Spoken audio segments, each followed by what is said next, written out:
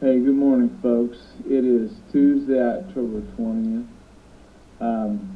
Last night I had the completeness of a dream that I've had over the last several days. It started about the 17th or 18th of October. This one got my attention, especially since we're so close to the election. The second part is a little more contentious. I've sent it to two of my friends to look at. Once again, I'm not going to try to interpret what these dreams are. I'm just telling you what I had. I felt the urgency to get them out this morning. So here's what it is. I saw what looked like an atlas with an interstate lines all over the nation. Like if you're looking down at an atlas and you see the interstate lines going all over from state to state. And they were flashing with bits of information going all over.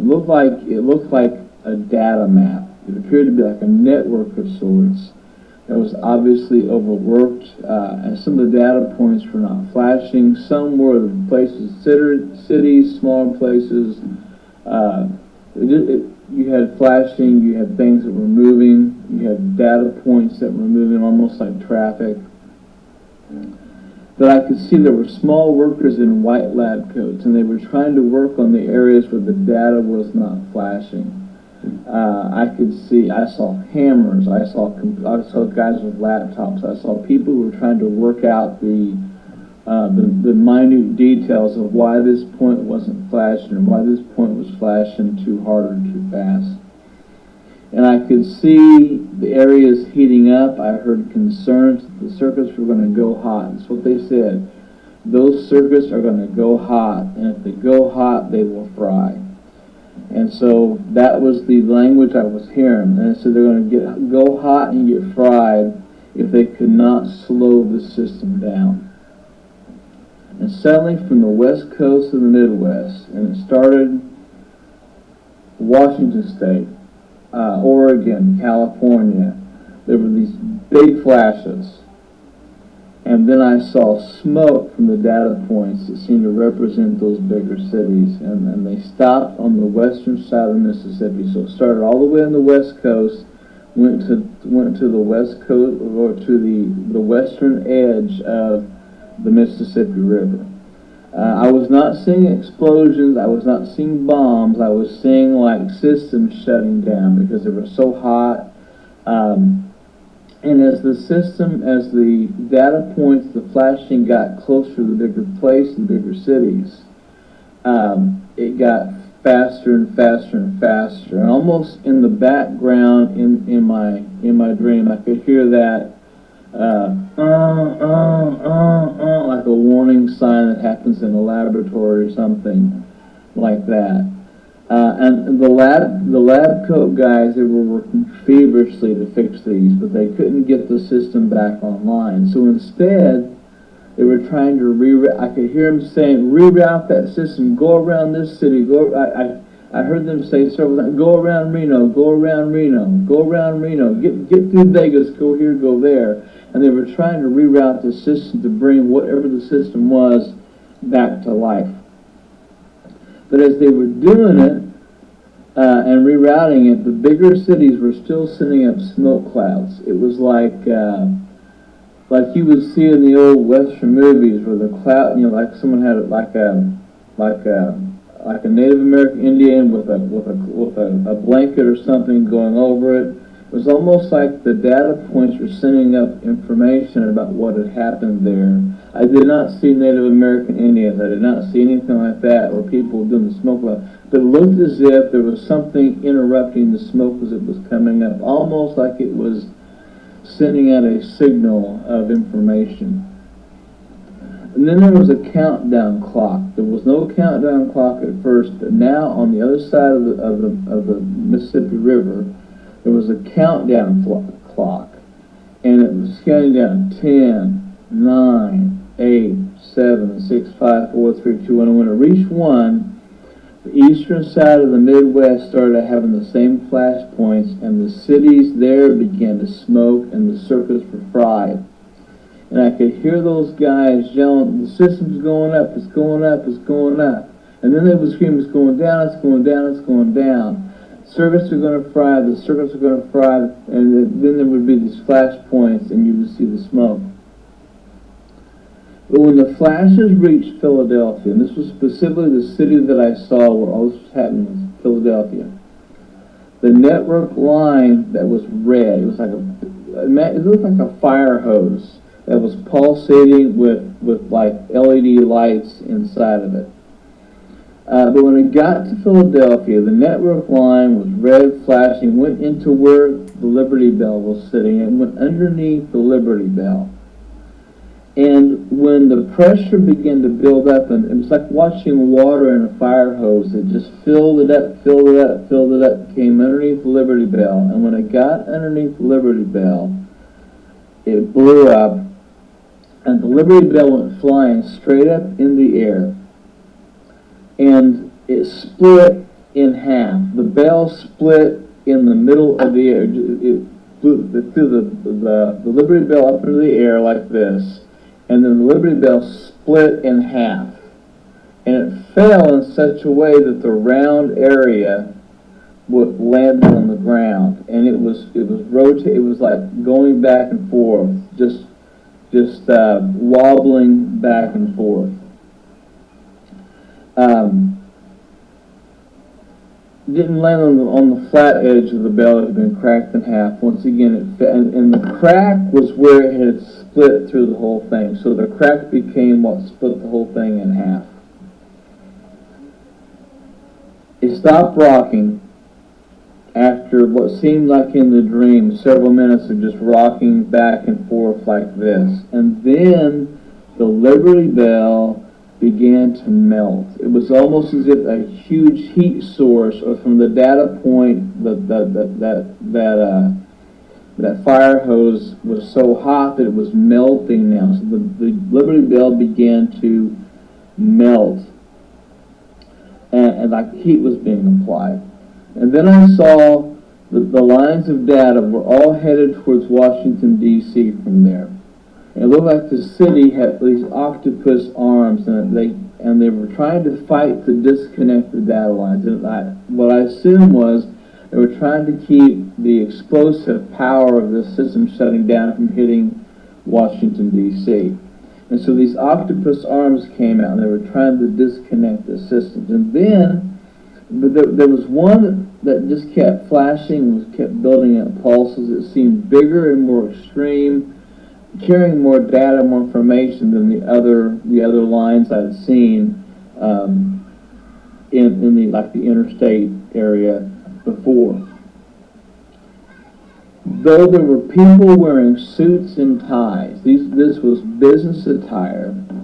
I saw justice. It was not necessarily Supreme Court justice. I didn't see faces, but I saw judges. I saw people in suit and tie, business attire, professional business, and they were trying to basically pull this line out of Washington, D.C. to keep it from blowing up or whatever. They were trying to pull this line away from the city without avail, to no avail. This thing kept going, and it finally blew up. Because all the connections went to the Capitol building. That's exactly where it was going, to the Capitol building. It finally blew up, and the building literally cracked in half. So I'd seen the Liberty Bell crack in half, and now I saw the Capitol building crack in half. And it issues this huge smoke cloud. And as the smoke goes into the air, it creates a word. And that word was discovery. Discovery was the word that was in the air. So you got the halls of Congress cracked in half. You've got the smoke just billowing up, and it's spelling this word out in the sky, which is the word discovery. It's not like smoke that's dissipating in the clouds. It stays there in the sky. And there are people that are running now. And they're not running from the explosion. They're running from the word they see in the sky, which was discovery. Then the scene changed, and I saw a rotunda of the Capitol, and there was a closed casket in the middle of the rotunda. And the sign on the casket stated that inside was the Democratic candidate for the office of president. And there was a calendar hanging above that casket, and it had the date specifically. Clearly, I saw it. One of the first times I've seen an actual date, not on a calendar, but on the paper. It said December 17th. That date was clearly spelled out. And I'm not going to say someone's going to die on the 17th. I don't know what to say about it. I'm just telling you what I saw. That's all I'm doing. But it said, the calendar hanging above the casket, the sign had December 17th circled. Now, one of the sons of the Democratic presidential candidate was there, but not the other. And his wife was there, and she was looking down at the ground. Nobody was crying. Nobody was crying. There were also many congressmen and senators from both parties in the room, and they all had their heads down, looking at the floor, and they were shaking them just violently, just making fists and shaking their heads violently. Also, all their shoes were not on their feet. The shoes were piled, like when you walk in the rotunda area. All the shoes were piled there. So all these congressmen, all these senators were basically barefooted. There was a couple of the females that had socks or stockings on their feet, almost like a pantyhose type stocking on their feet. Everybody else was totally barefoot. And then a prominent senator stood up and demanded to see the body. And that's when the sergeant at arms rushed up, and he said, with several Marines, by the way, and he said, there will be no viewing of the body today or ever again. There will be no viewing of the body today or ever again. And the senator sat down and collected himself. Then he walked over to that pile of shoes, and he dug through all these shoes until he found this pair. He put them on, and he sat there for a minute, looked around. You could tell he was getting angry, and he rushed out of the room. And he was running like at a sprinter's pace to get out of there. Smoke was still rising outside, and he's running towards the White House with both fists clenched like this. And his mouth is moving, and I did not hear the words, but I could see that he was cursing. Not like swearing, like cussing. He was cursing the White House. He was cursing the leadership. He was cursing the leadership. I don't want to put words out there because I did not hear what he was saying, but he was obviously cursing. He was upset with something that was going on. He was intent on making a change. And he stopped for a moment near the Washington Monument and looked back. And when you look back, there was about 20 to 25 other people who were following him. Men and women. I can't tell you parties, I can't tell you who they were. I did not see these faces. The runner, yes, I knew who it was. I'm not going to say, but nonetheless, 20, 25 people are following after him, but they're holding their shoes in their hand while they walked. He told them to hurry, but they just continued their very steady, almost cautious pace to get to him. And then he sneers at them, and he sneers at the White House, and he begins sprinting towards the White House as fast as he can. And at this time, I saw the man I'd seen in the previous dreams. He was standing in the place where the President gives the State of the Union address. He was standing in the halls of Congress right there where everybody sees the President give the State of the Union address every single year. And he tapped the microphone. It was one of those real thin, it wasn't a Shure SM58, it was a real thin, very professional microphone that was there. He tapped the microphone 3 times. 1, 2, 3. And then he stated in a very loud voice, A house divided against itself shall not stand. And he emphasized the word shall. He said it like this: a house divided against itself shall not stand. And the emphasis was on the word shall. And then he pushed the microphone down, just put his hand and pushed the microphone all the way down to the podium. And he walked to the door at the rear of the room. And on that wall there was a panel of probably 25 or 30 light switches, just your flip switch. And one by one, he flipped them down. One by one. Until every light in Congress, in that building, in that room, went out. And that was the end of the dream. So I had this dream over the course of the last 3 or 4 nights. I've not slept since about 3 o'clock. I had it at about 2:15. I think around 2:15 to 2:30. Woke up with an incredible urgency to get this out there.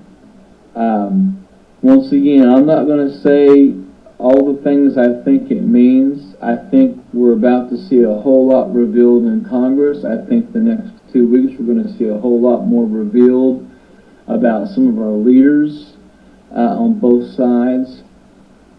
But whatever I saw with the data points, there are explosive things that are happening. That was not cities blowing up. That was information. That was data points. That was systems that were crashing.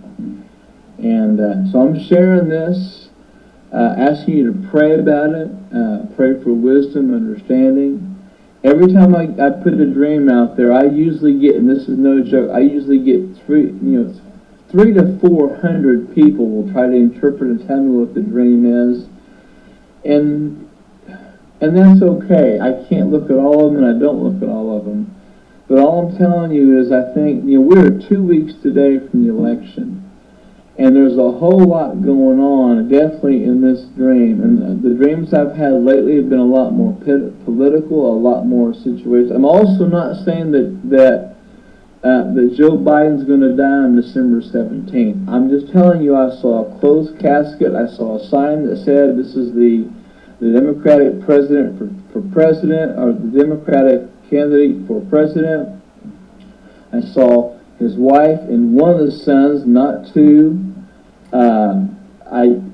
And that's all I'm saying. We are seeing some of the things I've seen in the dreams that are happening, and I'm not trying to just clarify that and say, hey, I'm doing these. I keep telling these dreams so that there's some value added to what I've said or done. I'm just trying to be obedient and share what I've seen. You can do with them what you want, but I am trying to warn the nation. I'm trying to warn the church that I believe there's some pretty explosive things that are coming, and that we better be where we need to be. Number one, with the Lord, and secondly, be prepared with our families to protect, to watch, to lead, to guide, and to speak up right now. I think this is going to be the most important election and the most contentious election in not just modern history, but in the history of this nation. And I believe, I think I'm qualified to say that based on the news, the reports of things that are happening, the number of attorneys on both sides. So take this, do with it what you want. But this is the dream that I've had last night. This is the dream that will be on my mind for the next several hours, the next several days going into the election. And so please pray, because the spokesman that was standing where the president gives the State of the Union said, a house divided against itself shall not stand. And if we've ever been divided as a nation, it is today. I don't think we have to go back to the Civil War to find the kind of divisions that we have like we have today. And the division is a very, very spiritual one. It's the difference between right and wrong, good and evil. That's what we see out there. It's not black and white. It's not. That's not the biggest issue that we have in this country. There's a spiritual issue that is deeply underneath the foundation of this country, and things are about to become explosive and violent and issue oriented. But I think also what I'll just say this. I think God's about to punch the November calendar. The more I pray about it, the more I see. I think God's about to say enough is enough in this nation. And we'll see how the rest of my dreams play out. But I'm just telling you what I saw today. Ask you to pray about it. Ask you to make sure you're right with the Lord. Ask you to share your faith with as many people as you can. Get out and vote. Get out and make a difference. But also prepare for the things that could happen in the next several weeks. We are 2 weeks today from the election, and things are not slowing down by any means. So take this and do with it what you will. Thanks for listening.